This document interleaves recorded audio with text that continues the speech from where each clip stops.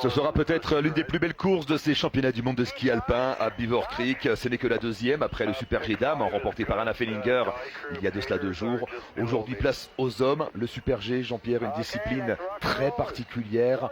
Pas d'entraînement, une reconnaissance le matin, un tracé qu'il faut mémoriser, mais sur lequel il faudra également s'engager comme un fou parce que c'est l'engagement qui paye également au Super G. Oui, exactement, Alexandre. Je crois que c'est l'une des disciplines les plus ouvertes, tout simplement, parce que c'est vraiment la particularité du Super G. Le tracé a été tracé ce matin, un tracé qui a encore été modifié par rapport à hier. Il n'y a pas de reconnaissance, il n'y a pas de tracé comme en descente où on peut faire plusieurs entraînements pour tester la piste, tester la neige. Là, il faut tout de suite être juste sur la ligne, donc il faut faire une très bonne reco. On a vu les athlètes qui étaient vraiment concentrés dessus, et c'est pour ça qu'avec le retour de Body Miller, d'Axel Lund-Svindal, avec Matthias Mayer, avec Ketil Jansrud, il y a beaucoup de prétendants pour le très rapidement. Allez, Adrien Théo qui s'élance maintenant. Adrien, c'est possible, hein, parce que même Svindal n'a pas fait la course parfaite, loin de là.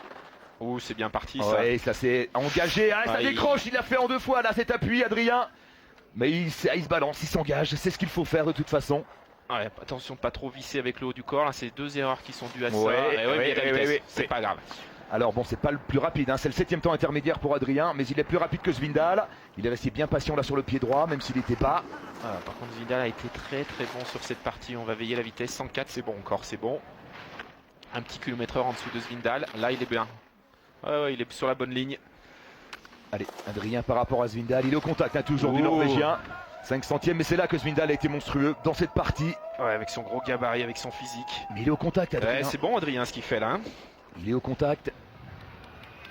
Ouais, là, il est bien passé sur le Golden Eagle. La compression reste calme. À 3 dixièmes. Attention, attention Adrien. Il n'était pas en direction là.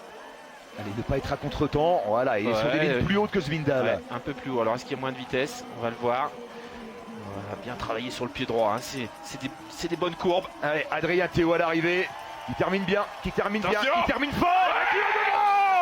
13 centièmes d'avance pour Adrien Théo qui prend la tête de ce Super G des championnats du monde. Démonstration sur la partie basse. Et il reprend quasiment une demi-seconde à Svindal sur la fin de ce Super G.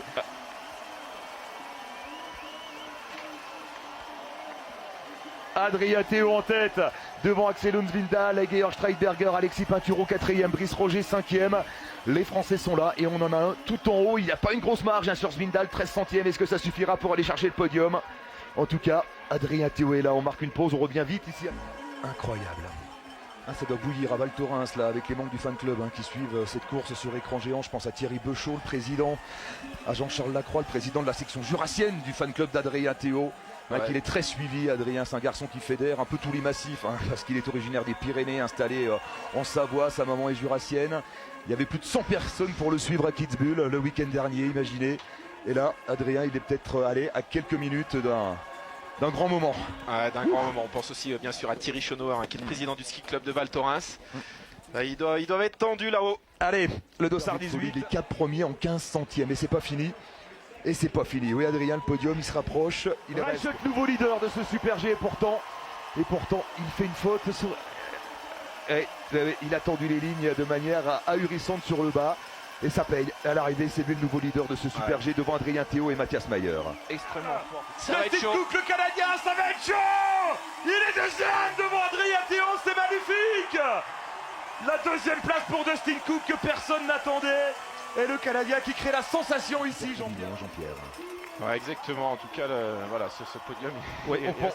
On pensait qu'il était figé ce podium, mais non, il y a Dustin Cook qui est venu sortir d'Alcin, qui doit être tout retourné d'émotion, parce que l'ours de Valseny, croyez-moi, c'est un dur, mais avec un cœur d'artichaut. Allez, à tout de suite.